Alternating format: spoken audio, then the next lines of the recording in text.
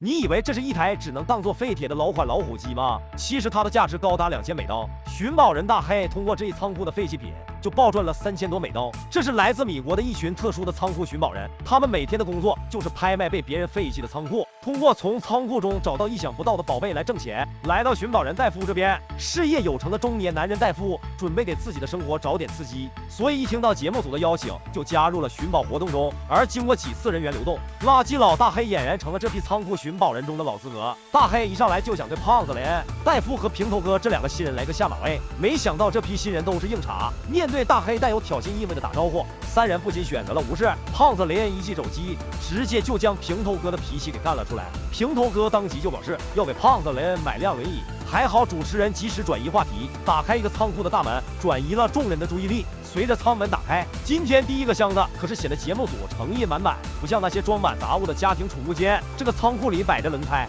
烧烤用的燃料罐罐以及超大电视机的包装盒，这些东西放在二手市场上都是能卖出高价格的好东西。平头哥也从轮胎的缝隙里看到一辆电动小摩托，只要能启动放在市场上，还不是分分钟回血几百美刀。1号仓库的潜力被所有人看在眼里，拍卖刚刚开始，每人叫价1轮，价格直接从20干上了100。随后新手3人组火力全开，价格轮番交替。或许是看了前几期的节目，戴夫发现新人一般都会有好议价成，于是直接一口价420美刀拿下头筹，拿下寻宝人职业生涯中的第一个仓库。戴夫迫不及待地开启了寻宝之旅，不过上来就是一个空的电视机盒子，这盆冷水把戴夫浇醒了一半。随后用来 BBQ 的工具也都是卖不出手的废铁。平头哥看见电动小摩托其实是小孩子的脚踏车，2个木头柜子里空空如也，而那几个轮子根据戴夫的经验看来也是实打实的垃圾。也就是说这一波下来，戴夫1分钱没赚，还倒贴了420美刀。从节目开播以来，能拍卖到1分钱都卖不出的仓库，戴夫也是有史以来的第一人了。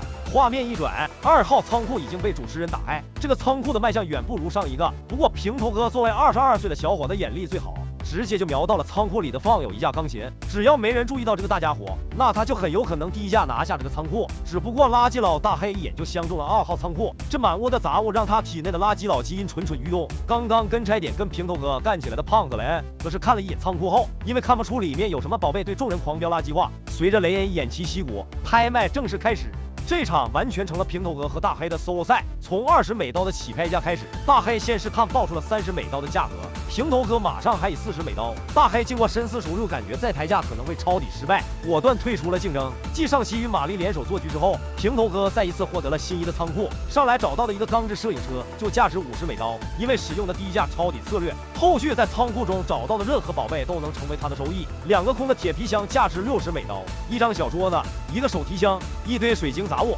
加起来就接近200美刀。1个麦当劳玩具又收入100。而在仓库的最角落，果然放着一台钢琴，这台钢琴由德国制造。平头哥用手在琴键上一划，钢琴就发出了清脆明亮的声音。这么一台大宝贝，瞬间就能卖出1000美刀的高价。除了这些东西，在一堆杂物里面还有一堆古具工具，就是平时用来开颅手术的那种，在工具的主体上还刻有专属的名称，感觉这可能也是个大宝贝。平头哥赶紧找到专家进行估价，这套装备来自洛克医生，这是第一套可以消毒后再使用的外科锯子，他用的这套装备在2战战场上救死扶伤，所以这套东西的价值在300美刀，算上之前的收入，平头哥抄底成功，这波直接暴赚1700美刀。要是雷恩在场，可能脸都要被打肿了。而今日最后一个3号仓库却陷入了激烈的争夺。随着舱门打开，仓库里停放着的一辆摩托车就把所有人的激情给点燃了。才亏了400美刀的戴夫看见球桌和摩托后，立刻表示自己的钱包还能再战。而在仓库的深处还放着很多枪支，如果这些枪支要是都为正品，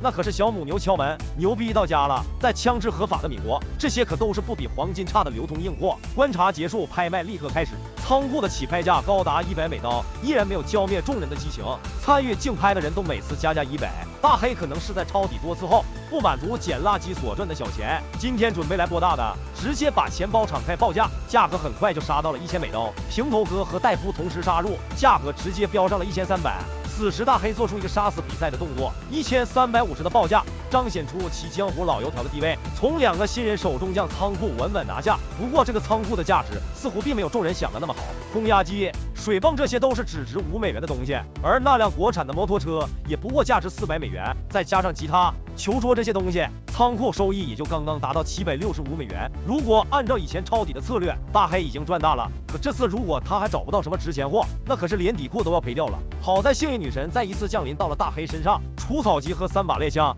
直接就让大黑今天的收入翻了1倍，跨入2000门槛，并且这个仓库的原主人可能也是一个赌场老板。大黑在仓库的角落中找到不少只有拉斯维加斯电影中才会出现的物体，在经过专家的鉴定辨别后，一个久经风霜的古董轮盘价值$100，一套老式电子版21点工具价值$500，还有一套运转良好的手摇式老虎机。在这台老虎机的机身上还留有赌场老板专门留下的作弊装置，这台有87年高龄的机器直接就可以卖到$2200，这不狂赚$3500，让大黑直接爽上了天。不知道各位看完今天的仓库寻宝人，有没有对这项赚钱的职业有所心动？关注我，下期带你继续观看这些仓库寻宝人的精彩故事。